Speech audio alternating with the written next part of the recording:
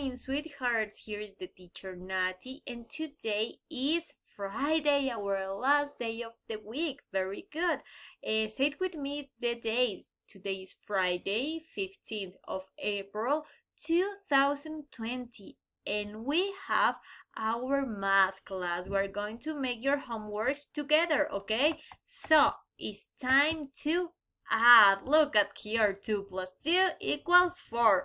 We're going to add together, okay? We're going to make your homeworks together. Para esta tarea, mis corazones, necesito que tengan en un frasquito un poco de harina o un poco de azúcar para que ustedes puedan escribir solamente la respuesta de las sumas con su dedito, ¿ok? Con su dedito. Very good. So I'm going to make the additions with you. 5 plus 4 equals. Okay. Right the answer. Escriba la respuesta, mis corazones. Okay.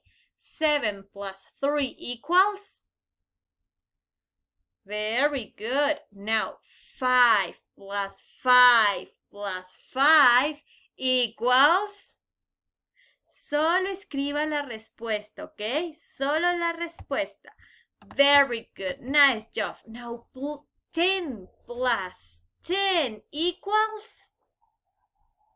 Very good. And the last one is 10 plus 3 equals.